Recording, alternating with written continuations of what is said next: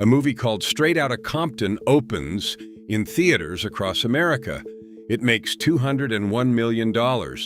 It tells the story of NWA, the birth of gangsta rap, Dr. Dre, Ice Cube, Eazy-E, the rise of Death Row Records, the empire that changed music forever. The movie shows Suge Knight walking into a room and building Death Row from nothing. His size, his intimidation, his willingness to do what nobody else would do. The movie tells you that Death Row was built on Suge Knight's force of will. But the movie leaves out one detail that changes the entire story of Death Row Records. One detail that the filmmakers knew and chose not to include. Where did the money come from? Because Suge Knight did not build Death Row Records with his personality. He did not build it with a handshake. He did not walk into a bank and take out a business loan. A man sitting in a California prison cell gave Suge Knight $1.5 million to start the label. $1.5 million from behind bars, through his wife, through a lawyer, through a company called Godfather Entertainment that existed for one purpose, to move that money from a cell to a studio. That man's name is Michael Harris. The streets call him Harry O. And without Harry O's money, there is no Death Row Records. There is no Chronic. There is no Doggy Style. There is no All Eyes on Me. There is no Tupac at Death Row. There is no Snoop Dogg as you know him. There is no Dr. Dre solo career. The most iconic rap label in the history of music does not exist without a convicted man's money sent from a prison cell. Straight Outta Compton made $201 million telling the story of Death Row Records. And the man whose money started it is not in the movie. He is not mentioned. He is not acknowledged. He does not exist in the version of the story that $200 million bought. The movie erased him. This is the story of the man Straight Outta Compton left out. The Kingpin who financed the most famous rap label in history from a cell. And what happened when the label he built pretended he never existed. This is that story. Los Angeles, the early 1980s. Michael Harris grows up in South Central, and by his early 20s, he has built one of the largest operations in Los Angeles. He is not a corner man. He is not a mid-level distributor. He is running a network that stretches across the country, moving product at a volume that puts him in a category that most men in the trade never reach. They call him Harry O. And in the world of Los Angeles in the 80s, Harry O is not just a name. It is a title. It carries weight. It carries fear. It carries the kind of respect that only comes from building something so large that everyone in the city knows your name, but nobody will say it out loud. Harry O is worth tens of millions of dollars. He drives the cars. He wears the clothes. He lives the life that the rappers who will eventually record for his label will spend their entire careers trying to describe. He is the real version of the character that hip-hop will spend the next 40 years romanticizing. But Harry O is not just a man of the streets. He is a man with ambition that extends beyond the corners. He is interested in entertainment, in music, in theater, in building something legitimate on top of the fortune he has already built illegitimately. He invests in a play. He funds productions. He sees the entertainment industry not as a fantasy, but as a business opportunity, the same way he sees everything else. And in 1988, the system catches up to him. Michael Harris is convicted, attempted taking of a life and distribution conspiracy. He is sentenced to 28 years. 28 years in a California prison. He is in his late 20s. He will not be eligible for parole until he is in his 50s. The empire he built on the outside is now managed from inside a cell. But Harry O does not stop operating because the state puts walls around him. He does what powerful men in prison have always done. He works through intermediaries. His wife, Lydia Harris, becomes his eyes and ears on the outside. His lawyer, David Kenner, becomes his hands. And in 1991, a man walks into Harry O's orbit who is about to change everything. Marion Knight. They call him Suge. Suge Knight is a former football player. He is 6'3". He is over 300 pounds. He has a presence that fills a room before he opens his mouth. And he has an idea. He wants to start a record label. He wants to sign Dr. Dre, who is stuck in a contract with Eazy-E's Ruthless Records. He wants to build something, but ideas do not cost money. Execution costs money. Studio time costs money. Lawyers cost money. Marketing costs money. And Suge Knight does not have $1.5 million. Harry O does. From inside a prison cell, Michael Harris provides Suge Knight with $1.5 million in seed money to launch Death Row Records. The money flows through Godfather Entertainment, a company set up by Harry O and his lawyer, David Kenner. Lydia Harris is named as the label's first vice president. The deal is clear. Harry O provides the capital. Suge provides the muscle and the vision. They split the profits 50-50. That is the deal. $1.5 million from a cell, 50% of everything Death Row makes. And what Death Row makes is history. Dr. Dre releases The Chronic in 1992. It sells over 6 million copies. It redefines West Coast hip-hop. It introduces the world to a 20-year-old from Long Beach named Snoop Dogg. Every beat on that album, every bass line, every sample, every moment of musical genius that Dre pours into The Chronic is recorded in a studio that Harry O's money paid for. The equipment, the engineers, the time, all of it funded by $1.5 million from a prison cell. Snoop releases Doggy Style in 1993. It sells over 11 million copies. It debuts at number 1, the biggest debut in hip-hop history at the time. Snoop Dogg becomes the most famous rapper on the planet, and the man whose money made it possible is watching from behind a wall in a California state prison. Then comes Tupac. Tupac Shakur signs to Death Row in 1995 after Suge Knight posts his bail.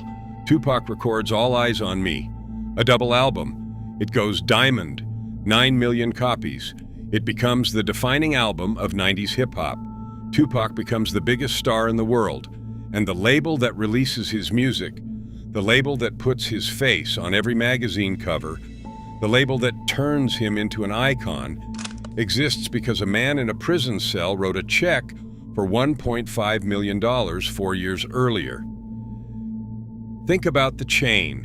One decision made from inside a cell produces The Chronic, Doggy Style, All Eyes on Me, The Dog Pound, Above the Rim soundtrack, the entire Death Row catalog, hundreds of millions in record sales, billions in cultural impact, the sound of a generation, all of it traceable to one man, one wire transfer, one deal made through a lawyer and a wife, while the man making the deal could not leave his cell.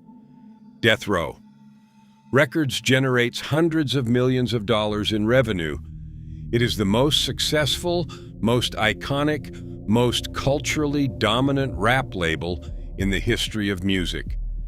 And every dollar of it traces back to $1.5 million sent from a California prison cell by a man named Harry O. And Suge Knight never pays him. Not a percentage, not a royalty, not a thank you. The 50-50 split that was the foundation of the deal is never honored. Suge takes the money, builds the empire, and acts as if Harry O does not exist. Harry O is sitting in a cell. He cannot walk into Death Row's offices on Wilshire Boulevard and demand his share. He cannot show up at a board meeting. He cannot stand in front of Suge Knight and remind him where the money came from. He is behind walls, and the man he funded is on magazine covers. Lydia Harris, who was supposed to be Death Row's vice president, is pushed out. Her name is removed. Her role is erased. The woman who served as the bridge between a prison cell and a recording studio is discarded the moment she is no longer useful. And from inside his cell, Harry O watches everything he built being taken from him in slow motion. In 2002, Lydia Harris files a lawsuit against Suge Knight and Death Row Records. She claims her role as co-founder. She claims the $1.5 million in seed money. She claims the 50% stake that was never honored.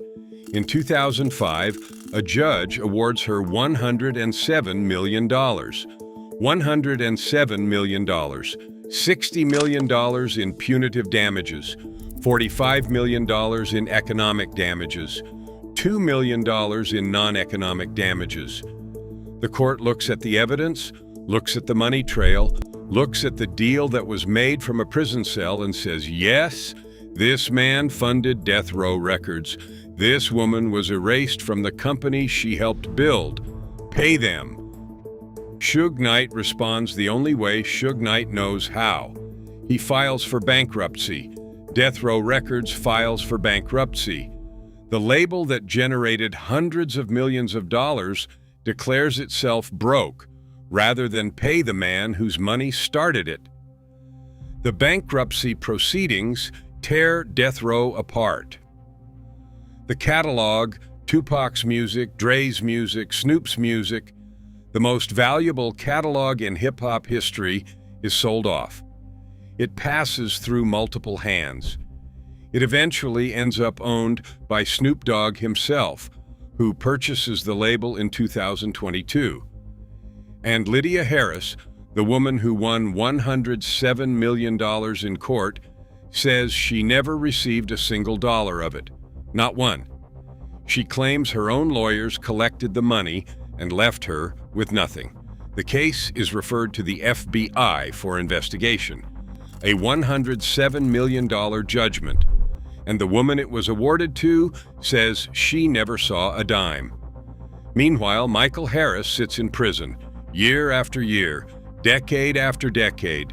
He watches Straight Outta Compton open in theaters in 2015. He watches the movie tell the story of Death Row Records. He watches the movie show Suge Knight building the label. And he watches the movie erase him completely. $201 million at the box office. And the man who made Death Row possible is not in the film. He is still in his cell. For 33 years, Michael Harris sits in a federal prison. From 1988 to 2021, 33 years. He enters the system as a young man in his 20s. He watches the 80s turn into the 90s. He watches the 90s produce the label his money built. He watches the 2000s tear that label apart. He watches the 2010s produce a movie about the label that erases him. And he watches the 2020s begin from inside the same walls. And then, on January the 19th, 2021, on the final day of the Trump administration, President Donald Trump commutes Michael Harris's sentence. The commutation is supported by several public figures, people who believe that 33 years is enough, that the man who went in at 20-something has paid his debt, that whatever he did in the 80s, 3 decades behind walls, is a full accounting. Harry O walks out of prison after 33 years. He is in his 60s.